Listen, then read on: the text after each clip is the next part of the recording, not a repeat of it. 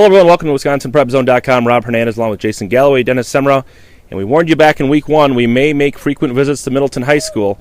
And we're back here again for a Week 4 showdown between the La Follette Lancers and the Middleton Cardinals. And Jason, the La Follette Lancers have been the surprise of the Big 8. They've been involved in big games every week through the first 3.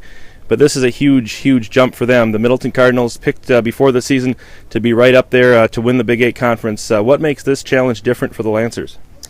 Well, that Middleton defense makes it different. I think, Middleton comes into this game allowing just 5 points and, less than 200 yards a game defensively. And they also got a really balanced offense. It's going to be one of the biggest challenges for the Lancers defense to date. They got a really efficient dual threat quarterback in Kellen Schultz, who's completing 65% of his passes this season and hasn't thrown a pick yet.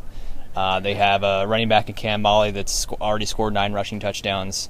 It's going to be a big challenge for La Follette, who, narrowly escaped an upset against West last week, and the winner of this game has an inside track to take the conference title. Well, and Middleton, no stranger to these kind of games. La Follette, though, do you think they've had enough on their resume this year to be, comfortable in this situation?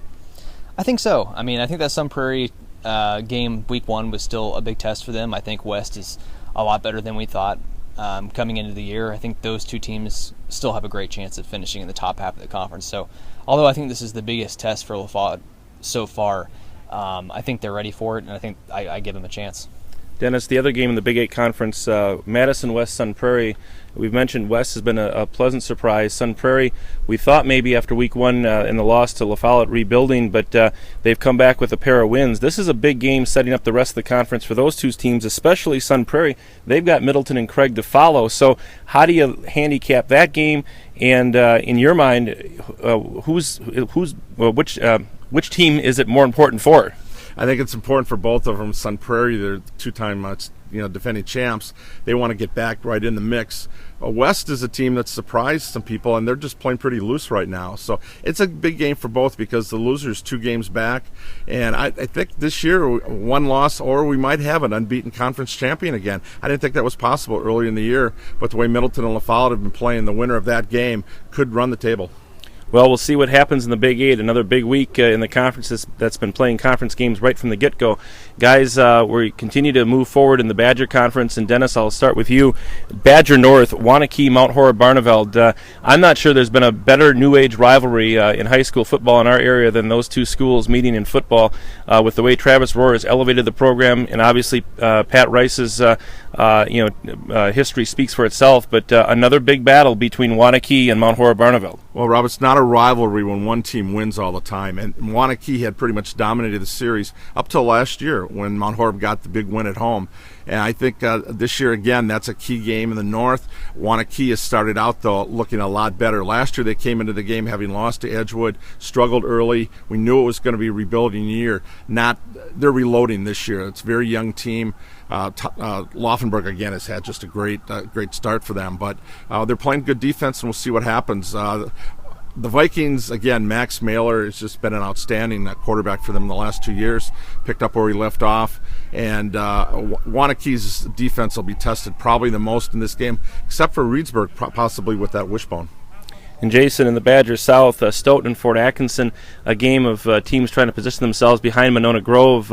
Do you look at any team through 3 weeks in the Badger South as being one that maybe MG has to worry about more than another? Not specifically. I think Monona Grove's loss Week 1 really was kind of maybe the best thing for them. I think that really is a good wake-up call for them. I don't see anybody passing them up, but I do like Fort Atkinson. I like what they bring, and I think if they can get a win this week, then Monona Grove has to at least look over their shoulder a little bit. Definitely. One non-conference game to get to, Reedsburg at Monona Grove. And Dennis, a couple of teams that no stranger to success, especially in the Badger Conference last season. I know it doesn't count in the standings, but mentally I think it counts a bunch. Yeah, at first glance you say, what's big about this game? Well, you have a potential Badger North champion versus Badger South champion, and two teams that could be in Division III and meet in the playoffs. So it'll be interesting to see how much either team shows. Last week, Reedsburg just dominated DeForest on the ground, 49-27. What happens if they get behind? They attempted one pass, incomplete. Right now, we don't even know if they have a passing game. Monona Grove came right down last week, 6 consecutive scores to open that game against Oregon, a team we talked about, we thought was very good. So, like Jason had said, boy, I tell you, MG, they're playing with a chip on their shoulder right now, and Reedsburg's the defending conference champ, and they don't think people respect them. This is a respect game. We'll see what happens in that ball game. Rock Valley Conference, last week the crossovers did not count in the standings. This week they do, and another big matchup in that respect. Walworth Bigfoot against Jefferson, and two teams that have had some pretty good success the last few years. And Dennis, interesting that the second week these two would match up in the game that counts. Yes, when that one game counts, you'd prefer it was against a team that you think you can beat. Yeah.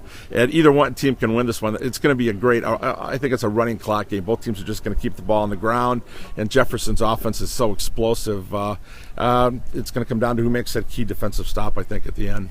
All right, and looking around the area, the Six Rivers Conference, Schellsburg at Peck Argyle.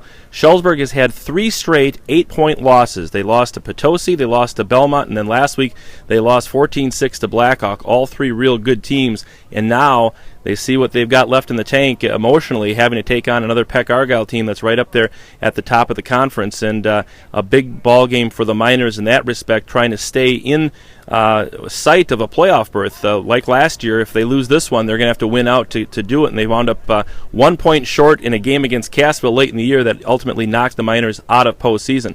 Another game to watch around the area in the SWAL. Darlington hits the road for Fenimore, and in a game that pits two teams that lost in Week 1. Darlington, of course, lost to Platteville in the scorcher of an afternoon game, and Fenimore lost handily to Lancaster at night.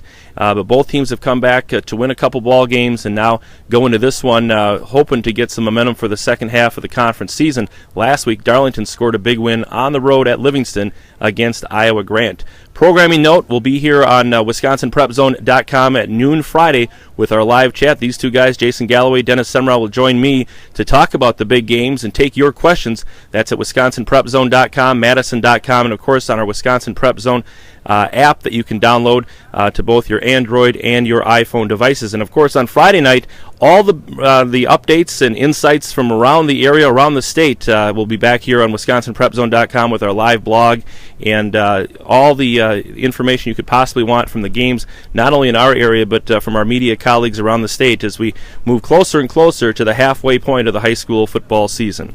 For Jason Galloway and Dennis Semrau, I'm Rob Hernandez. Thanks for watching Prep Rally. We'll see you at the stadium.